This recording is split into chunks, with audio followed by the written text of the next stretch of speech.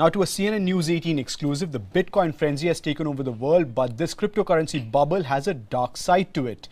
The Delhi police has unearthed a massive fraud involving locally operated cryptocurrency companies. CNN News 18 now brings to you exclusive details about this mega Bitcoin Ponzi scheme.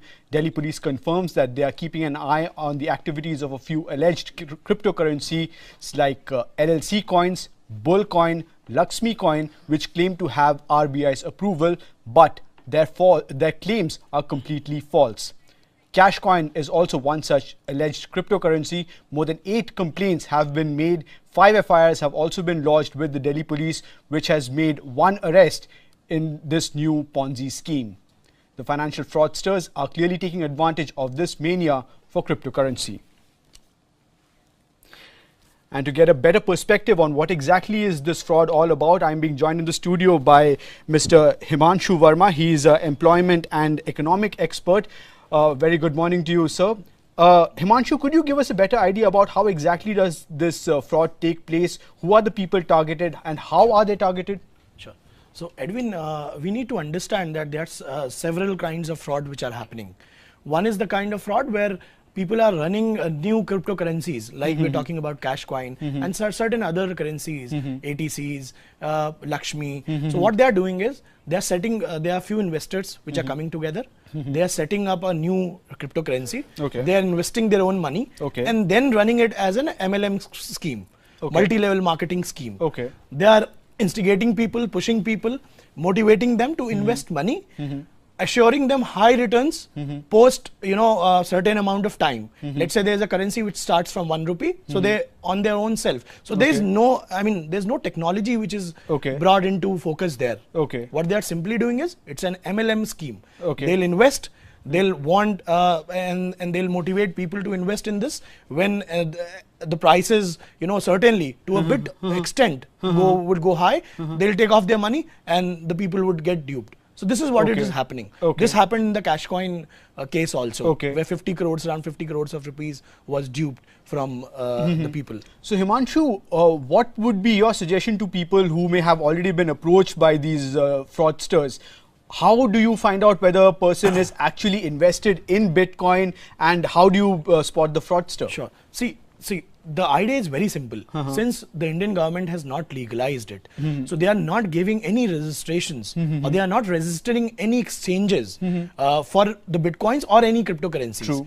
Till the time the government is not legalizing it in India, we should not invest in any cryptocurrencies which are there in India. That is the Indian context. Secondly, if you want to invest also, there are few exchanges where the exchange is happening for a cryptocurrency which is global, because these Indian cryptocurrencies are not global. Like if you talk about Bitcoin, Ripple, these are being globally traded. Any cryptocurrency which is from the Indian context or originated from India has not been originated globally. So they are only Indian investors. So anybody who's investing, he first needs to understand that since it does not have a legal tender in India, so they should not be investing in any of these schemes. But then again, Himanshu, given the fact that most of these cryptocurrencies, they are, at least some of them, they are associating themselves with Bitcoin, which has become very famous now. It has been on in the market for over a decade now. It is almost like trading in shares. There is no solid asset backing them. So people will have a tendency to, buy into this whole concept about how exactly they can go about making extra money using internationally acclaimed Bitcoin currency scheme right here in India. What would you tell them? So see, it's very simple, the technology, on the technological aspects, they are very, very strong. The Bitcoin technology, which is the blockchain technology that is being used, is very strong. So there's no as such flaw in terms of the technological understanding there. But the fraudsters, the con men, where they come into light is where they are putting in few different apps, few new apps, few websites, where people are, trading, and finally what is happening is they are getting either their account blocked or their money is said that, now it has, they have closed due to higher traffic. So people need to understand that there are only very, very few exchanges which are there. So I'll give you an example. So there are few Japanese exchanges which are there. So 11 Japanese such exchanges were legalized in September. So if they want to invest, they should invest with some exchanges which have been legalized by that country's legislature. Like for South Korea, I'll talk about South Korea. I'll also talk about China. So there also we have a lot of traffic which is coming on the cryptocurrency side. But recently, just yesterday, day before yesterday, and yesterday, the finance minister in South Korea said that they are still into the discussion of shutting down the these exchanges. So then again, there's a question mark. So people, whosoever gets a news like this, he should firstly take off their money from those markets. They should only invest in those markets and those exchanges which are legitimate and are recognized by the legislature of that particular country. So that is what we need to see. Because if it does not has the legal tender in that country, so you are getting into, of course you are getting into a Ponzi scheme then. It is not legalized. True. Just hold on there, Himanshu. We're also being joined by our correspondent Nitisha Kashyap. She's the one who got us all these exclusive details from the Delhi police. Nitisha, what are the Delhi police telling you? Is this a case of simple fraud, or is there more than what meets the eye? Well, Delhi police is saying that, in fact, they have arrested one person called Nagendra. He's 32-year-old from Sonipat, and he was the one who was operating Cash Coin. He has been alleged of duping a lot of people. Apart from that, Delhi police is also saying that they are looking into the Hawala transactions also. They have learned from the intel sources that even the Hawala transactions are happening through Bitcoin. And not just that, a fresh complaint has been received by Delhi police against one Amit Bharadwaj. He's absconding. He's from Shalimar Bagh, and he claims to be the owner of Gain Bitcoin. He has duped a lot of people, saying that their money will be, they will be given 10% every month of whatever they are investing, and it's better than the Bitcoin that is right now in the market. So there is a lot of complaint that has been received. Delhi police is saying that with Bitcoin there is a positive side that people are gaining money, but also the white collar crime has also increased, and for them it has become a little difficult to trace those criminals, because the Hawala transaction happening through Bitcoin is little difficult for them to establish. And Nitisha, could you also give us an idea about how rampant, how widespread is this menace related to cryptocurrency, this fraud cryptocurrency, in fact, as far as India is concerned?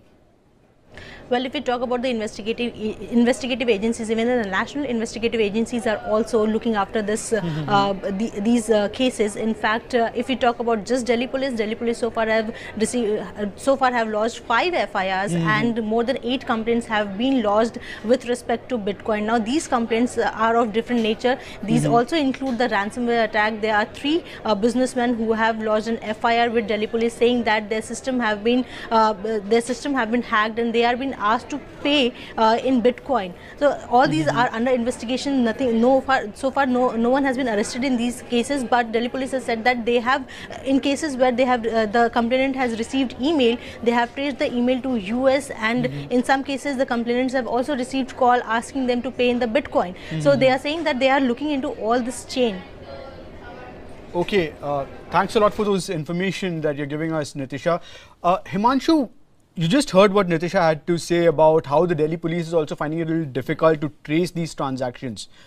What kind of help do you think that our police here back in India would require in order to trace down these transactions? Because as far as I know, any such transaction that takes place with regards to Bitcoin or a Ponzi scheme that takes place on the digital arena, it's really difficult to track them down. Absolutely. It's very difficult because, these are all pseudonymous. Exactly. Yeah. These are not anonymous, they are pseudonymous. You even don't know who is doing it. There's only an address which is there. And, decoding that address is very difficult, because once you have people, peers which are there globally, and there are numerous people. So it's very, very difficult for at least the Indian police to decode it. So the best advice, and people have to be cautious. How they have to be cautious is because when they are eager and inquisitive about Bitcoin or any cryptocurrency, then only that intrusion takes place. What happens is when somebody is, on and off, and on a regular basis viewing videos about Bitcoin, cryptocurrencies, or they are going on such such websites or such apps. So what happens is they get to understand, the fraudster, the unethical hackers, they get to understand that this is the person who's really interested in such kind of transaction. So there is where the flaw comes in, and they throw a fraud plan in front of that investor. And this is how he gets into that trap. And Himanshu, now Bitcoin has been around for, if I'm not mistaken, for over a decade and a half. Now, it is not, now India will not be the first place where all this fraud is happening with relation to Bitcoin. It has already been, it has been happening in various other Eastern nations. It has been happening all across Europe. I'm pretty sure that the security agencies, the investigative agencies there must be having some sort of a plan to nab these fraudsters. Do you think that the Indian investigative agencies could learn something from there before this actually turns into a full-blown menace right here in India? So Edwin, just to answer that, Canadian Anti-Fraud Center, which is again like a CIA or a CBI in India, so they themselves have published a data which is of around $1.7 million, which where this duping or fooling has taken place, and then they are hardly able to do anything.